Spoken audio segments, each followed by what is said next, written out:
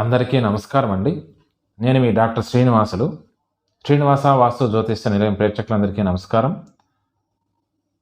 మనం ఇప్పుడు వాస్తు అనే అంశంలో గత 5 చాప్టర్లు కంప్లీట్ అయ్యాయి. MA astrology first year paper 4 వాస్తు అనేది పేపర్, దాని వాస్తు అని అంటాం, 4వ పేపర్ని. దాంట్లో మనకి ఇప్పుడు 5 లెసన్లు అయిపోయినాయి. ఇప్పుడు 6వ లెసన్ ఆయ ప్రకరణము. సో ఇప్పుడు ఆయం గురించి దీంట్లో ఎలా అనేసి మనకి జ్యోతిష్ శాస్త్రంలోని సంహితా భాగంలో అంతర్భాగం వాస్తుశాస్త్రం. వాస్తుశాస్త్రం తిరిగి ఆలయ, గృహ, శిల్ప, యంత్రాలనే విభాగాలుగా అధ్యయనం చేయబడుతున్నది. ఆలయ వాస్తులో వివిధ దేవాలయాలు నిర్మాణాలు, వేరువేరు పద్ధతులు, గృహ వాస్తులో గృహ నిర్మాణ రీతులు, శిల్ప వాస్తులో విగ్రహాలు, శిల్పాలు తయారీ, యంత్ర వాస్తులో యంత్ర భాగాలు, ఇతరాలైన నిత్య జీవన అవసరాలకు ఉపయోగపడే వస్తువుల గురించిన వివరాలు ఉంటాయి. ఈ గృహ శిల్ప వస్తువుల తయారీకి పద్ధతులు ఉంటాయి. వాటి పొడవు, వెడల్పులకు సంబంధించిన వివరాలు అవసరం ఉంటాయి. ఈ వివరాలన్నింటినీ తెలుసుకొని ప్రకృతికి అనుగుణంగా శ్రేయస్సును కలిగే విధంగా నిర్మాణాలు చేయడమే మన యొక్క, అలా చేయడం వల్లనే జీవితం ఆనందదాయకం అవుతుందని మనం గుర్తుపెట్టుకోవాలి. ఈ విధంగా శాస్త్ర ప్రకారం నిర్మాణాలు చేయడానికి ఆయం అనేది ఒక అవసరం ఉంది. ఆయ స్వరూపం అర్థం చేసుకోవడం మనకి చాలా అవసరం. ఆయం అంటే కంపల్సరీ దానికి విలువ వస్తుంది. ఆయం అంటే దానికి ఇంకొక అర్థం ఆదాయం అనే అర్థంలో కూడా వాడబడుతుంది. గృహం కానీ ఇతర నిర్మాణాలు కానీ తమకు ఇష్టం వచ్చినట్లు నిర్మించవచ్చు, కానీ ఆయం కట్టి ఆయ నిర్మాణాలు చేయడం ద్వారా వ్యక్తికి మేలు కలుగుతుంది. ఆ ఆయం కట్టే ఒక ప్లేస్కి ఒక పవర్ వస్తుంది. సో చేసిన నిర్మాణం పూర్తి కాలం ఉపయుక్తం అవుతుంది. అందువల్ల ఆయం ఎక్కువ మేలు కలిగిస్తుందని. ఈ ఆయాలు వేరువేరుగా ఉంటాయి, కొన్ని మంచివి కొన్ని చెడ్డవి అనేసి మనము వాటి గురించి మనకు అందరికీ తెలిసింది ఆయాల గురించి, కానీ క్లుప్తంగా మనకి వాటి గురించి మనము కొన్ని తెలుసుకుందాం. మనకి ఆయాలు అనేది మామూలుగా మనకి 8 రకాల ఆయాలు ఉన్నాయి. ధ్వజం, ధ్వజాయం అంటారు. తర్వాత వచ్చిందా ధూమ్రం, తర్వాత వచ్చిందా సింహం, తర్వాత వచ్చేసిందా శ్వానం, తర్వాత వృషభం, తర్వాత కరం, తర్వాత గజం, తర్వాత కాకాయం. అంటే 8 రకాల ఆయాలు ఉన్నాయి.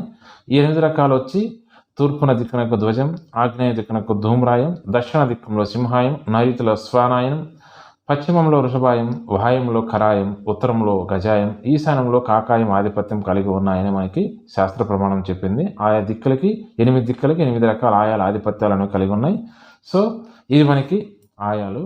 ఆయాది ఫలితాల్లో మనకి సహజంగా ధ్వజాయము అనేది ధనలాభాన్ని కలిగిస్తుందని, ధూమాయం అనేది సంతాపాన్ని కలిగిస్తుందని, సింహాయం అనేది విశేషమైన భోగాలను, శ్వాన అనేది మహాపాపాన్ని, వృషభాయం అనేది ధనధాన్య వృద్ధిని కలిగిస్తాయి, కరాయం అనేది స్త్రీ యొక్క విరోధం, గజాయం అనేది మంగళ కార్యాలలో జయాన్ని, కాకాయం అనేది మనకి మరణాన్ని కలిగిస్తాయని మనకి శాస్త్ర ప్రమాణం.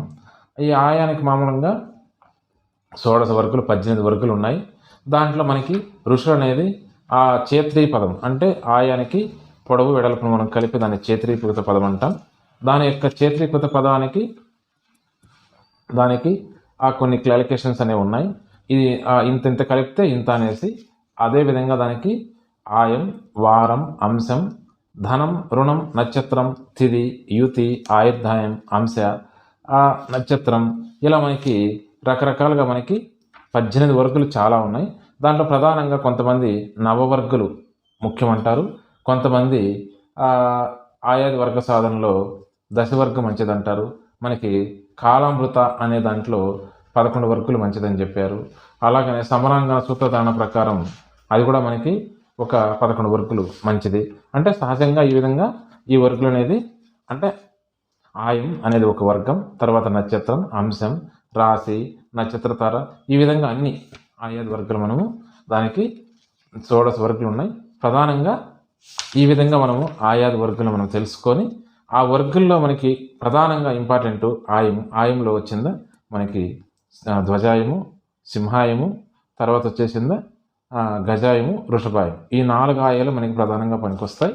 ఆ విధంగా మనం క్షేత్రపదం వచ్చే విధంగా ప్లాన్ చేసుకునేసి, దాంట్లో ప్రధానమైనటువంటిది ఆయం తర్వాత వారం. వారాల్లో మనకి 7 వారాల్లో ఏది మంచిది అలా. ఆ తర్వాత అంశం చాలా ఇంపార్టెంట్. తర్వాత ధనం కంటే రుణం ఎప్పుడు తక్కువ ఉండాలి. తర్వాత నక్షత్రం, తర్వాత తిథి, తర్వాత యుతి, తర్వాత ఆయుర్దాయం. అన్నిటికంటే ప్రధానమైనది ఆయుర్దాయం. సో ఈ విధంగా మనము ఆయాది విషయాలలో ఈ యొక్క నవవర్గని లేదా దశవర్గుని లేదా షోడశ వర్గులు కూడా ఉన్నాయి. ఆ గణితం అనేది ఒక్కొక్క వరకు ఒక్కొక్క గణితం అనేది మనకి ప్రామాణికంగా ఇచ్చింది. ఆ విధంగా క్యాలిక్యులేషన్ చేస్తే ప్రతిదీ ఆయానికి లెక్క వస్తుంది. దానికి ఈ విధంగా మనం ఆయాలు వేసుకోవడం అనేది ప్రతి గృహానికి అవసరము అని మనకి శాస్త్రప్రమాణం చెప్పడం కోసమే ఈ లెసను. మనము మనకి నచ్చిన ఏ కొలతలో మనం బిల్డింగ్ని కట్టేసినా, ఎంత పెద్ద బిల్డింగ్ అయినా గజాలలో ఆయం లెక్క ఉంది. ప్రమాణం అది గజాలలో చెప్పింది. దానివల్ల కొంతమంది మనం ఇప్పుడు అడుగుల్లో వేసుకుంటారు, కానీ అసలైన ప్రమాణం వచ్చి గజాల లెక్క. సో వాళ్ళకి నచ్చిన ఏ కట్టడం కట్టినా కానీ ఏదో ఒక ఆయంలో ఉంటుంది. అవుట్లో 8 ఉన్నాయి, అవుట్లో 4 మంచిది ఉంటుంది, 4 చెడు ఉంటుంది. దాని ప్రభావం కొంత ఆ గృహం పైన కంపల్సరీ ఉంటుంది. ఇది మనం గ్రహించాలి. అంతేకాకుండా నిర్మాణాలు ఏవైనా అవి ఎక్కువ కాలం శుభంగా ఉండాలనే భావంతో సూత్రాలు అనేక విధాలుగా వాస్తుశాస్త్రం బోధిస్తుంది. ఆయా ప్రాంతాల ఆచారాలను అనుసరించి పదం కట్టడం, ఆయాది వర్గాల సాధన క్రమం అంటే ఇతర పద్ధతులను కులంకుశంగా గణితం ద్వారా నిర్ణయించి కట్టడాలు పటిష్టంగా చాలా తరాలుగా ఆనందం అనుభవించే విధంగా నిర్మించడం వల్ల వ్యక్తికి సమాజానికి శ్రేయస్సు కలుగుతుందని. వాస్తు అందరికీ అన్ని ప్రాంతాలకు ఒకే విధంగా ఉండదు. ఆయా ప్రాంతాలలోని ప్రదేశాలను వాళ్ళ యొక్క యజమానుల యొక్క నామాక్షర వర్గం ఉంటుంది. అంటే నామాక్షర వర్గం అంటే గ్రామ వర్గం, నామవర్గం ఉంటుంది. అలా వాటి యొక్క ఆయాది వర్గం ఇవన్నీ మనం చూసి ఆ యొక్క వాళ్ళ యొక్క ప్లేస్ని బట్టి ఆ విధంగా పరిపూర్ణంగా వైజ్ఞానికమైన అంశంగా మనము దీన్ని చూడాలి. ఇది ఆయం గురించినటువంటి క్లాసు. ఈ చాప్టర్ ఈ ఒక్క లెసన్తోనే ఈ చాప్టర్ పూర్తి, ఈ పాఠంతోనే కంప్లీట్ అయిపోతుంది. నమస్కారం, స్వస్తి.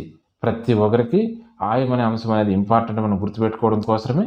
ఇంకా మనకి ఆయంలో సందేహాలు ఉంటే వాస్తుశాస్త్ర వివేకము, మయవాస్తు, సమరాంగణ సూత్రధారణము, అపరాజిత పృచ్ఛ, మయమతం, ముహూర్త చింతామణి, విశ్వకర్మ ప్రకాశిక అనే గ్రంథాల్లో కూడా వీటి గురించి ఇంకా ఆయం గురించి ఇంకా కులంకుశంగా ఉన్నాయి. ప్రతి వర్గు, ప్రతి యొక్క షోడశ వర్గుల గురించి అన్నీ ఉన్నాయి. సో ఆయం అనే దానికి ఇంత ప్రాముఖ్యత ఉంది అని చెప్పడం కోసమే ఈ క్లాసు. నమస్కారం అండి, స్వస్తి.